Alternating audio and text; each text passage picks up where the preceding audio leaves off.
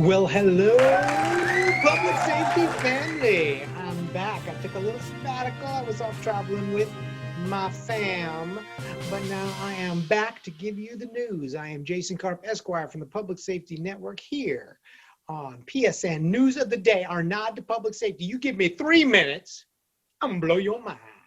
So let's get to it. Manatee County, Florida. Exciting stuff going down on there. They may be the first county in the nation to use drones to respond to 911 callers. So that's pretty cool. They would drones would have their own dispatch system separate and apart from the ordinary dispatch system. And the drones would be able to carry things like Narcan, tourniquets, defibrillators, and other basic stuff. And while ambulance and other public safety are en route, the callers would be in touch with dispatchers and EMTs who would give them instructions on how to use the devices that have been delivered by the drone. This is pretty exciting, and this is really kind of cutting edge new emergency medical services. Certainly this could be a model and will be a test bed for potential other similar drone uses around the country. So awesome to see what happens there. Now they're only waiting for FAA approval on the pilot program. But that's very exciting stuff, and certainly could cut down on response times, get help where it's needed more quickly, and of course, leveraging technology to do that. So exciting stuff. We'll keep our eye on what's going on down in Manatee. What's going on with COVID? So Governor Hogan in Maryland has ordered that all state firefighters, all firefighters within the state, volunteer and career, are going to be given the antibody test for COVID. And they've already done this, I think, in about 7 different counties in Maryland. It's now going to be statewide. They're doing this in order to help track and understand the severity of the transmission rates in given areas around the state so that they can better understand it and better combat it. We understand that this is going to be expanded to other public safety in terms of this free testing later on this year. So that's a trend that we're seeing. We're seeing that in some other states as well. But now it's not just about testing to see if you have an active form of the disease, but rather whether you have been exposed to it so that they can understand trends in exposure in different geographical areas.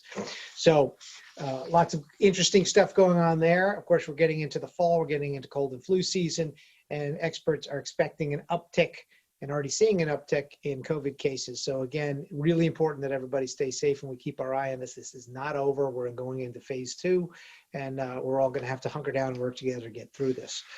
What else is going on? FirstNet. Let's talk about FirstNet. I love FirstNet. FirstNet is doing some significant deployment, Band 14 and new cell sites across the great state of Maine.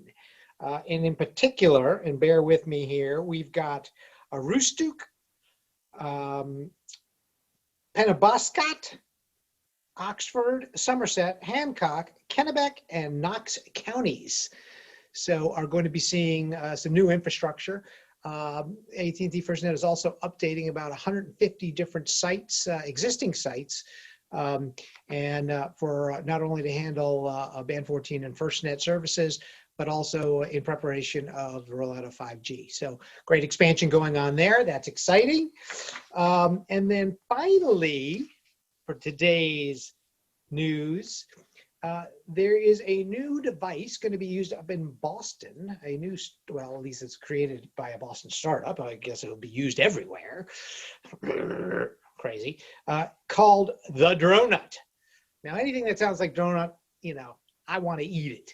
And I've done a lot of that during quarantine. But the Dronut is actually a miniaturized drone where the propellers are on the inside and middle portion of the drones. It's literally a contained device so that it can fly into very small places that other drones can't necessarily fly into. So this is really interesting. And I saw a picture of this online. It almost looks like a little MiFi puck. I mean, it's just kind of this little, square device, and it flies and around like an ordinary drone, but can get into very unique spots without propellers, potentially getting hit or damaging the drone. So this is exciting. The Drone Nut. Be on the lookout for the Drone Nut, which may have some very unique applications in search and rescue and firefighting and other small and enclosed spaces where we can't ordinarily get cameras. So be very exciting to continue to watch what's going on there. I am going to continue to be hungry, even though I hear the Drone Nut and I know it's not something to eat, but I can't help it. Anyway, that's the news of the day for today. I hope you've enjoyed it. Hope your mind was blown. I'm going to be back tomorrow to give you more of what's going on in public safety and technology. Jason Karp Esquire here at your service. Take care. See you.